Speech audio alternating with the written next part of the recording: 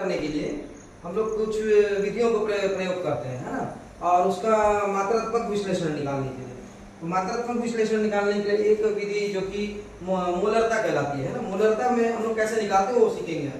तो विलायक मैं बताया, हम पहले ही बता दिया हूँ कि इसका ये जो फार्मूला इसको याद रखना कि विलायक ए मतलब विलायक और विलय मतलब बी।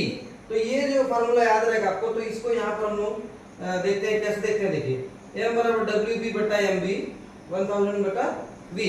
तो V आयतन है और WB मैंने B मैंने मैं बता रहा हूँ क्या, विलेय का भार, ठीक है, विलेय का।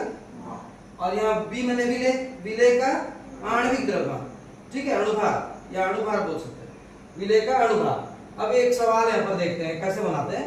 विलेय का भार, यहाँ पर देखो 5 ग्राम NaOH। विलेय कौन है, जिसको घोला जा रहा है, ठीक है, और विलायक कौन है, जिस विलयन में घुल रहा है, मतलब जैसे पानी में घोल रहे हैं अपन, तो विलायक है। तो 450 ml है ना विलयन लिए, इसमें विलायक है 450 ml, ठीक है। और विलेय कौन है, NaOH, सोडियम हाइड्रोक्साइड। तो 5 ग्राम यहाँ पर इसका भार, ये देखिए विलेय का भार 5 ग्राम और NaOH का अणुभार, NaOH का अणुभार निकालना है तो Na इसका परमाणु क्रमांक 11 है, तो भार कितना हुआ 22।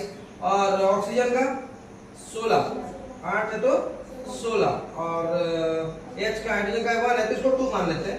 तो कितना आएगा यहाँ पर 6 2 8 2 10 और ये 4 40। तो यहाँ पर हम लोग कितना लिखेंगे 40 और इंटू 1000 और बटा 450, ठीक है।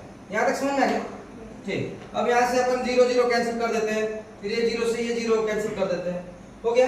फिर 5 से देखो 5 नहीं 45 और इधर 2 दूनी 4 2 पंचे 10, तो कितना है 5 बटा 9 दूनी 18, ठीक है। तो अब इसको 18 से भाग देंगे 5, 18 से किसको भाग देना है 5, तो यहाँ पॉइंट लगाएंगे, 0 बढ़ाएंगे तो 18 दूनी 36 4, है ना। फिर इधर कितना हुआ 1, ठीक है।